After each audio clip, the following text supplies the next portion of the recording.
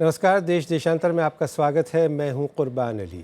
उत्तर पूर्वी राज्य मणिपुर में करीब 6.5 साल पहले एक पुलिस एनकाउंटर में मारे गए युवक संजीत मैती के बारे में खुद पुलिस के एक पूर्व हेड कांस्टेबल हीरोजीत सिंह का इकबाल जुर्म मणिपुर पुलिस के लिए शर्मिंदगी का सबब बनता जा रहा है। हीरोजीत सिंह ने कबूल किया है कि उसने एक निहत्थे युवक संजीत मैती को फर्जी मुठभेड़ में मार गिराया था।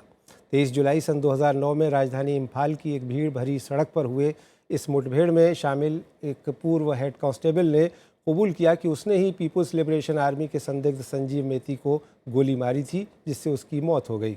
संजीत उस समय एक अस्पताल में काम किया करता था और हीरोजीत के मुताबिक मुठभेड़ के वक्त संजीत के पास कोई हथियार नहीं था।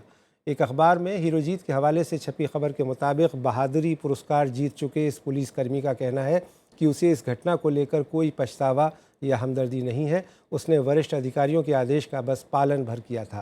हीरोजीत का कहना है कि उसे तब इम्फाल के एडिशनल एसपी ने गोली मारने का आदेश दिया था। इम्फाल में उस समय इस मुठभेड़ को लेकर उस वक्त काफ़ी गुस्सा उभर आया था, जब एक तस्वीर में संजीत को एक दवाई दुकान के अंदर से जाते हुए और फिर थोड़ी देर बाद उसका शव बाहर निकलते हुए दिखाया गया था।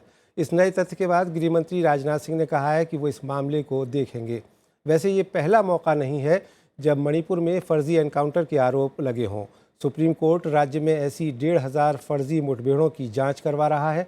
देश देशांतर में यही विषय आज हमारी चर्चा का, जिसमें मेरे साथ हैं मिजोरम के पूर्व राज्यपाल स्वराज कौशल, बीएसएफ के पूर्व डीजीपी और असम के डीजीपी रह चुके प्रकाश सिंह, मानवाधिकारों के लिए मशहूर काम करने वाले कार्यकर्ता रवि नायर, और फोन लाइन पर कोलकाता से उत्तर पूर्वी मामलों के जानकार वरिष्ठ पत्रकार सुबीर भौमिक हमारे साथ हैं। आप सभी का स्वागत है। शुभीर, सबसे पहले मैं आपसे शुरुआत करना चाहूँगा, क्योंकि उस समय आप बीबीसी के संवाददाता थे। 2009 में आपने इस घटना को कवर किया था, इसकी रिपोर्टिंग की थी। ये पूरा क्या मामला है, ज़रा संक्षेप में बताएंगे? ये मामला मणिपुर में इस तरह के बहुत केस होते रहे हैं। इन लोगों को ये संदेह था कि ये पीएलए के लिए काम करता है, पीएलए के साथ जुड़ा हुआ है। इससे पहले भी इस तरह के हादसा हुए हैं, जबकि थांगजाम मनोरमा एक औरत को इस तरह से रेप कर कर मारा गया था कि वो शायद पीएलए के लिए काम करते हैं। तो इसको चेज किया गया और ये दुकान में घुसते वक्त इनके साथ झड़प हुआ। झड़प मतलब क्या, इसके पास तो कोई हथियार वगैरह था नहीं, पर इसको गोली मारकर गिराया गया और कहा गया कि ये एनकाउंटर है। हम लोगों ने उस वक्त रिपोर्टिंग में ये साफ जाहिर किया था, खोज जांच पड़ताल करने के बाद फैमिली वगैरह सबसे, कि ये कोई पीएलए का नहीं है, ये दवाई के दुकान में काम करने वाला एक शख्स है जिसके ऊपर पुलिस का संदेह था। और ये जो मणिपुर के पुलिस कमांडो, ये सबसे खतरनाक लोग हैं मणिपुर में। ये जगह जगह इस तरह के फर्जी मुठभेड़ जो है करते रहे हैं, बहुत सारों के साथ ये जुड़े हुए हैं। आपने ही अभी कहा कि सुप्रीम कोर्ट 1500 के आसपास इस तरह का एनकाउंटर का जांच करा रहे, तो आप अगर देख लीजिए मणिपुर कितना छोटा सा राज्य है, क्या जी। आबादी है उसका, और वहां जो ये मानवाधिकार लंघन का घटना इस तरह से बढ़ा हुआ है, इसको लेकर खास कोई दिल्ली में कोई बहुत ज्यादा इसको लेकर चर्चा जी। भी नहीं है। कभी कभार इस सुप्रीम कोर्ट का एक जजमेंट आ जाता है तो उसको लेकर थोड़ा 2-1 दिन हल्ला होता है, जी क्योंकि ये बहुत दूर दराज का इलाका है। शुभीर, मैं हमारा अगर ये कहने का मकसद है जी कि इस तरह के जो फर्जी मुठभेड़ और जो ह्यूमन राइट का हालत है, इसका एक बहुत बड़ा सिग्निफिकेंस है। आज कहा जा रहा है कि हमारे लिए लुक ईस्ट पॉलिसी, पूर्व के तरफ मुड़ने का पॉलिसी बहुत इंपॉर्टेंट है। ये लुक ईस्ट पॉलिसी होगा तो कनेक्टिविटी ये सब मणिपुर के थ्रू होगा। अब मणिपुर में इस तरह का अगर हालत होता है तो फिर ये लुक ईस्ट पॉलिसी जिसके तहत आप दूसरे देशों के साथ ताल्लुकात बरकरार रखेंगे और जी ताल्लुकात को आगे बढ़ाएंगे, तो वो कैसे हो सकता है कि अगर मणिपुर इस तरह का एक ट्रबल्ड जोन रहा। ठीक है, आप रहे हमारे साथ। शुभीर, मैं आऊँगा आपके पास लौट करके। प्रकाश सिंह जी, उत्तर पूर्व में आपका एक लंबा तजर्बा है, इंसर्जेंसी ऑपरेशंस को आपने देखा है वहाँ पे।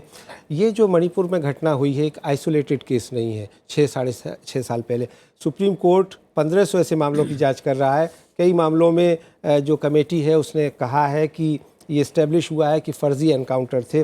बावजूद इसके आए दिन ऐसी घटनाएं हमें वहाँ सुनने को मिलती है। क्या कारण है? देखिए, ये मामला केवल मणिपुर का ही नहीं है। मणिपुर में भी इस तरह की घटनाएं हुई हैं, पंजाब में भी इस तरह की घटनाएं बड़े पैमाने पर हुई हैं और उसको लेकर काफ़ी चर्चा हुई है, कंट्रोवर्सी हुई है, डिस्कशंस हुए हैं। तो ये मामला मैं ये कहूँगा कि इंसर्जेंसी को कैसे निपटा जाए, कैसे उसका उन्मूलन किया जाए, उससे जुड़ा हुआ है। और इसको लेकर अभी तक देश में जो सोच है वो काफ़ी कंफ्यूज सोच है। जब इंसर्जेंसी होती है, आतंकवाद का सामना करना पड़ता है, तब सब लोग एक राय में, क्या वो ब्यूरोक्रेट हों, क्या वो पॉलिटिशियन हों, क्या वो और सिविल सर्वेंट हों, सब लोग कहते हैं भाई आतंकवाद को ख़त्म करो, चाहे जैसे ख़त्म करो। ये बात एक सुर से कही जाती है। मैं पंजाब में तैनात था, पंजाब के अनुभव से मैं ये कह रहा हूँ कि जो भी दिल्ली से आता था, क्या वो सिविल सर्वेंट हो, क्या वो पॉलिटिशियन हो, बस एक ही सलाह देता था कि आतंकवाद को ख़त्म करो, चाहे जैसे ख़त्म करो, चाहे जैसे पे जोर था। तो इस समय जब आतंकवाद का या इस तरह इंसर्जेंसी का सामना करना पड़ता है, तब तो सब लोग एक सुर हो जाते हैं।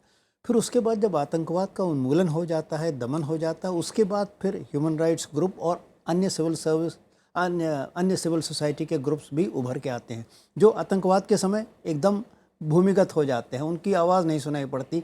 बल्कि आतंकवाद जब चरम सीमा पे था पंजाब में, तो उस समय तो कोई गवर्नमेंट का डिपार्टमेंट काम ही नहीं कर रहा था, जुडिशरी तक नहीं काम कर रही थी। पर यही सब लोग, जब आतंकवाद का उन्मूलन हो गया, फिर ये लोग उभर के आ गए और इन सब लोगों के ह्यूमन राइट्स का एंगल से इनको प्रोसिक्यूट करने की बात उठी और बहुत से लोग प्रोसिक्यूट हुए।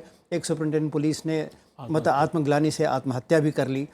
तो जैसा कि शेखर गुप्ता ने उस समय इंडियन एक्सप्रेस में एक आर्टिकल में लिखा था कि ये बड़ी क्षुद्र सोच है कि जब हम आतंकवाद का सामना करते हैं तब तो सब लोग कहते हैं कि इसका दमन करो, और जब आतंकवाद का उन्मूलन हो जाता है तो सब लोग कहते हैं कि ह्यूमन राइट्स का एंगल है और इनका प्रोसिक्यूशन करो। मैं आता हूं आपके पास और अगर प्रोसिक्यूशन होना है तो कहते हैं कि फिर प्राइम मिनिस्टर डाउनवर्ड सबका होना चाहिए। और शेखर गुप्ता ने लिखा है कि कम से कम 6 प्राइम मिनिस्टर, कम से कम 6 होम मिनिस्टर और कितने ही ब्यूरोक्रेट्स, सब लोगों को मालूम था कि पंजाब में क्या हो रहा है। तो प्रोसिक्यूशन होना है तो सभी का हो। हम मणिपुर के संदर्भ में बात कर रहे हैं। रवि नायर साहब, आप मानवाधिकारों के लिए काम करते हैं, लंबे समय से काम करते रहे हैं, भारत से लेकर के दिल्ली अंतर्राष्ट्रीय संगठनों से आप जुड़े रहे हैं। क्या कहेंगे आप मणिपुर में जो ये घटनाएं हुई हैं, और ख़ास करके ये जो संजीत मैती का मामला है, ये कितना गंभीर है आपकी नज़र? मणिपुर में बिल्कुल जवाबदेही कानून के लिए कुछ नहीं है। जो राज सत्ता के जो भी यंत्र और तंत्र हैं, उन पर बिल्कुल अंकुश नाम की चीज़ है नहीं। और इसका आप देखेंगे कि डिस्ट्रिक्ट जज पूर्व उपेंद्र के रपट मनोरमा देवी के केस पे अब तक कोई एक्शन नहीं लिया गया। जैसे कि आपने कहा, 1528 केस सुप्रीम कोर्ट के समक्ष है। उसमें सुप्रीम कोर्ट के जो स्पेशल इन्वेस्टिगेटिंग टीम पूर्व न्यायाधीश संतोष हेगड़े के अधीन कमेटी बनी।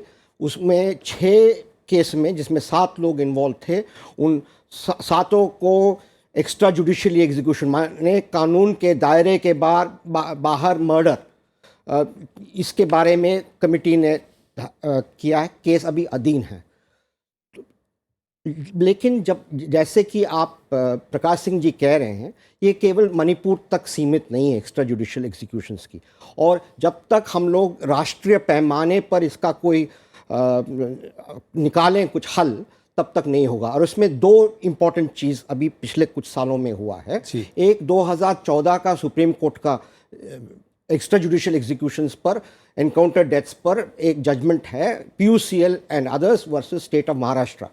और दूसरा, जिसमें सुप्रीम कोर्ट को आगे बढ़ना है, जो आंध्र प्रदेश हाई कोर्ट के फुल बेंच का जजमेंट है कि मैंडेटरी, अनिवार्य तरीके से FIR दर्ज किया जाना चाहिए हर एक्स्ट्रा जुडिशियल एग्जीक्यूशन, हर एनकाउंटर डेथ में। और फिर अगर वो पुलिस की तरफ से सेल्फ डिफेंस का आर्ग्यूमेंट निकलता है तो उसको सुनाया जाए। तो ये जब तक ये सेफगार्ड्स नहीं हम लोग अपने आप लेंगे, तब तक ये चलता रहेगा। स्वराज कैसर साहब, आप पॉलिटिकल एक्टिविस्ट भी रहे हैं, सुप्रीम कोर्ट के वकील हैं और मिज़ोरम में राज्यपाल भी रहे हैं। इस पूरे मामले को अच्छी तरह से जानते हैं, समझते हैं। आपकी नज़र में क्या कारण है, और ये जो घटना हो रही है, संजीत मैती जैसे मामले सामने आ रहे हैं, उसकी वजह आपकी नज़र में क्या है? देखिए, पहले भी कहा गया सुवीर भामिक से कि बड़ी छोटी सी स्टेट है जी, और उसमें इतने इंसिडेंट्स क्यों होते हैं। देखिए, इस एक्ट को तो कोई कंडोन नहीं कर सकता। ये तो मर्डर है, अगर ऐसा हुआ है। कोर्ट में मामला है और 6 साल से चल रहा है मुकदमा जी। और एसपी भी ट्राई हो रहे हैं और ये हेड कांस्टेबल साहब भी ट्राई हो रहे हैं। उसको कंडोन करने की कोई वजह नहीं है। जहाँ कॉन्स्टिट्यूशन है, जहाँ लॉ है, वहाँ कोई एक्स्ट्रा जुडिशियल अगर किलिंग ऐसी होती है तो people ought to be punished. मगर साथ के साथ ये भी सोचने की बात है कि 26 इंसर्जेंट ग्रुप्स, छोटी सी स्टेट है, इतनी ज़्यादा घटनाएं, मगर इतने ज़्यादा ग्रुप, कोई आज मुझे कह सकता है कि कितने ग्रुप्स हैं मणिपुर में? 25, 26, 27? ये बात मुझे कोई बता नहीं सकता कि रोज़ नए नए ग्रुप्स आ रहे हैं। पीएलए कितना पुराना ग्रुप है और आज कितने ग्रुप हैं ये कोई भी नहीं जानता। और मणिपुर बहुत छोटी सी जगह है। ये बात आई है सामने, मामला कोर्ट में है, चार्जशीट फाइल्ड है, लोगों पे मुकदमा चल रहा है, एक एडिशनल फैक्ट सामने आया है। इस फैक्ट को भी, जहां बाकी चीज़ें तथ्य सामने हैं कोर्ट के, ये भी कोर्ट के सामने होगा। And let us wait for the verdict. ठीक है। शुबीर भौमिक साहब, अभी आपने स्वराज कौशल साहब को सुना, उन्होंने कहा कि इतने सारे चरमपंथी संगठन मणिपुर में काम कर रहे हैं और जाहिर है कि उसकी वजह से इस तरह की घटनाएं भी होती हैं। साथ ही फर्जी एनकाउंटर का भी एक बड़ा इतिहास है, आपने खुद भी बताया, सुप्रीम कोर्ट उसकी जांच कर रहा है, बहुत सारे मामलों में मुकदमे दर्ज हुए। इस मामले में जिसको लेकर हम चर्चा कर रहे हैं, संजीत मैती के मामले में, इसमें भी गुवाहाटी हाई कोर्ट के कहने पर मुकदमा कायम हुआ, कई पुलिस वाले जेल गए और सीबीआई की जाँच भी हुई। तो क्या आप इन दोनों के बीच में कोई लिंक समझते हैं कि चरमपंथी संगठन है इसलिए फर्जी एनकाउंटर का एक जस्टिफिकेशन होता है? बिल्कुल नहीं साहब, ये तो बहुत गलत चीज है। और इसमें मैं ये एग्जाम्पल दूंगा जो कि अब मेरे आने वाले किताब में हमने लिखा है, त्रिपुरा का एग्जाम्पल देकर। त्रिपुरा में रवि नायर साहब हमारे पुराने मित्र हैं, पूछिए, इस तरह का एनकाउंटर 1500 के, त्रिपुरा और मणिपुर का साइज एक जैसा है। त्रिपुरा से आपने कितना, त्रिपुरा में बहुत जबरदस्त इंसर्जेंसी था, मिनिस्टर विमल सिन्हा को उठाकर मार दिया गया, एमएलए किडनैप है, मेरे अपना ब्रदर इन लॉ किडनैप हुआ था। तो वहां कोई इस तरह का तो सुनने में नहीं आता। क्यों? वहां के सरकार ने, मानिक सरकार साहब ने ये साफ कह दिया था, मेरे सामने डीजीपी साहब जब जीएम श्रीवास्तव साहब थे, उनको कह दिया था कि आपने असम में जो किया है वो यहाँ भूल जाइए। यहाँ इंसर्जेंट को अगर टारगेट आप करते हैं तो उसी को टारगेट कीजिए, उसका घर वाले को किसी को मारकर मुझे ये समझाने का कोशिश मत कीजिए कि आपने इंसर्जेंसी टैकल कर दिया। इसलिए देखिए, जो हमारे अगरतला डॉक्ट्रिन आने वाली किताब में हमने लिखा है कि त्रिपुरा एक ऐसा राज्य है जहां के पुलिस, जहां के दूसरे सिक्योरिटी फोर्सेस ने मिलकर, कोई यूनिफाइड कमांड नहीं था। यूनिफाइड कमांड होता है तो वहां आर्मी और पुलिस का लड़ाई का जगह होता है, कोई यूनिफाइड कमांड नहीं था। बट मिलिट्री इंटेलिजेंस पुलिस वालों ने मिलकर बांग्लादेश में जो छापामार के भूमिगत जो अड्डा थे उन पर हमला बोला। कैसे हमला बोला? जो सरेंडर्ड मिलिटेंट्स थे उनका इस्तेमाल किया गया, बांग्लादेश के माफिया ग्रुप्स का इस्तेमाल किया गया। तो इसमें टारगेटेड स्पेसिफाइड एक्शन की जिक्र किया जाता है कि अगर टारगेटेड स्पेसिफाइड एक्शन होता है कि जो इंसर्जेंट है उसी को आप हमला कर रहे हैं, चूंकि हम संजीत टाइप के लोगों पर हमला करके इनको गोली मार कर आप प्रिटेंड कर रहे हैं कि आपने इंसर्जेंसी सॉल्व कर रही है, सरासर बकवास है। और इसका वजह यह है कि 60 साल हो चुका है भारतीय राष्ट्र इस तरह के मामलों से जूझ रहा है, बट कोई काउंटर इंसर्जेंसी, कोई डॉक्टर नहीं है हमारे पास, कोई डेफिनेट डॉक्टर नहीं है। तो त्रिपुरा ने अपने आप में एक रास्ता दिखाया है कि आप स्पेसिफाइड एक्शन कीजिए। आप देखिए, वहां पर भी arm forces special powers act लगाया गया था त्रिपुरा में। जब इंसर्जेंसी कंट्रोल पे आया थोड़ा बहुत, तो मानिक सरकार साहब ने वो उठा लिया। दूसरे स्टेट्स में जब तक लगाया जाता है तो ये उठाया ही नहीं जाता है। शुबीर रहे आप हमारे साथ, मैं आता हूं आपके पास में। एक चीज का लास्ट एम्फसाइज करता हूं, बाद में आप दूसरों को बोलने दीजिए।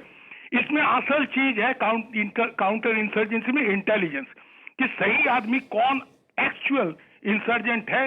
वो अगर आपके पास खबर नहीं होता, और वो तभी आपके पास होगा जब आप एनकाउंटर वगैरह नहीं करेंगे और पब्लिक में आपका अच्छा इमेज होगा, तो आपको इंटेलिजेंस मिलेगा पीपुल से। वो अगर नहीं होता है तो हम लोग बंगला में कहते हैं ठोक बाजते गांव उजाड़, नीडल इन ए हेयरस्टाइल। अब 50 आदमी आप ढूंढते फिरोगे। ठीक है। प्रकाश सिंह जी, शुबीर भौमिक जो कह रहे हैं कितना सहमत हैं आप उससे?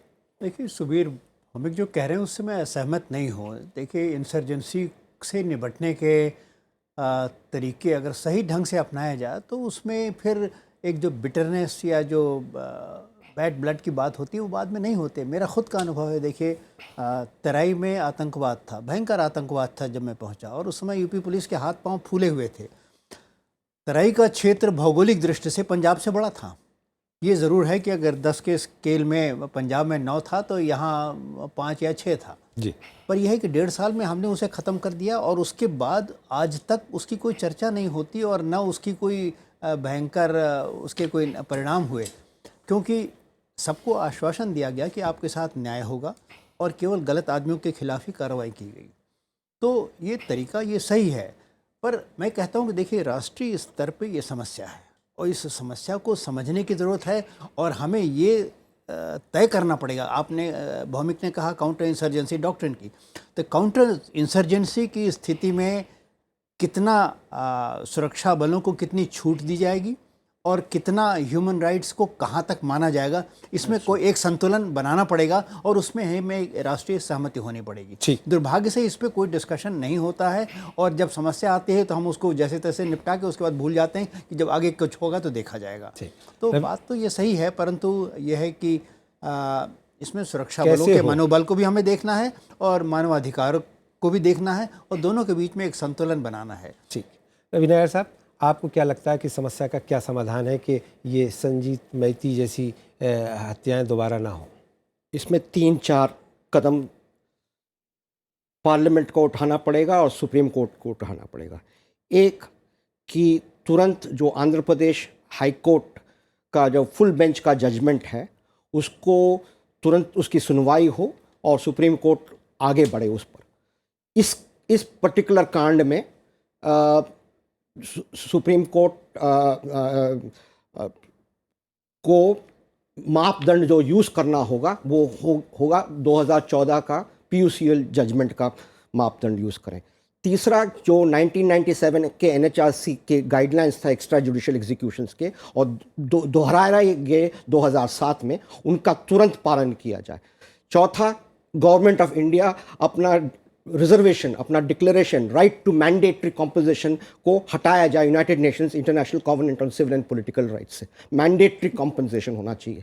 सेक्शन 197 को तुरंत जाना चाहिए। नेशनल पुलिस कमीशन का, धर्मवीरा कमीशन का एक बहुत बड़ा अहम रिकमेंडेशन था, इसको नज़रअंदाज किया गया है और कोई ऐसा जमहूरी देश मुझे दिखाए, जरूर वो ऐसा होगा नॉर्थ कोरिया में, लेकिन कोई भी जमहूरी देश में हो जो 197, इसका जो पूर्व जो कानून थे वो अंग्रेजों ने 1935 एक्ट में लाए। हम लोगों ने सोचा कि बहुत बढ़िया है।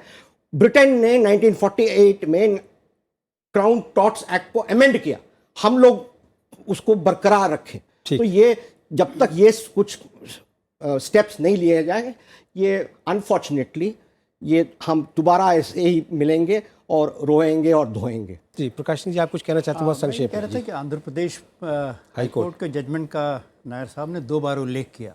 देखिए, आंध्र प्रदेश का हाई कोर्ट का जो जजमेंट है, मैं यही कहूँगा बहुत ही गैर जिम्मेदाराना जजमेंट है और सर्वथा अव्यवहारिक है। अगर उस जजमेंट को आपको लागू करना है तो मैं कहूँगा इस देश से पुलिस को हटा दीजिए, पुलिस को हटा दीजिए। अगर इलाहाबाद हाई कोर्ट के अगर हर गोली चलाने पे आप ये कहेंगे कि एक मर्डर का केस दर्ज होगा, तो ये मान के चलिए कि कोई पुलिसकर्मी गोली नहीं चलाएगा, कैसी भी परिस्थिति हो। कल को पार्लियामेंट में हमला हो रहा होगा, कल को प्राइम मिनिस्टर की जान का खतरा होगा, तो भी वो हथियार नहीं चलाएगा। मैं आता हूँ रवि नायर जी आपके पास। स्वराज कौशल साहब, मैं आपकी टिप्पणी चाहूंगा कि जो कह रहे हैं प्रकाश सिंह जी और रवि नायर जी के बीच में जो बहस हो रही है, इस पर आपका क्या स्टैंड? एक सिंपल बात है जी, प्रिजम्पशन ऑफ इनोसेंस रहेगी अंडर द लॉ या नहीं, या ये माना जाएगा कि जहाँ गोली चल गई और एक आदमी मर गया, it is presumed to be murder और एक्विटल के लिए आप इनोसेंट हैं, इसकी जिम्मेदारी उन पुलिस अफसरों पे छोड़ दी जाए। तो मुझे लगता है कि अगर यही सब होना है कि 400 लोग बाद में ट्राई होने हैं और कन्विक्ट होने हैं, लोगों को आत्महत्याएं करनी हैं, तो फिर नई फौज चाहिए, नई पुलिस चाहिए, ऐसी तो देश में लेकिन मैं यहाँ आपको एक उदाहरण देना चाहूँगा।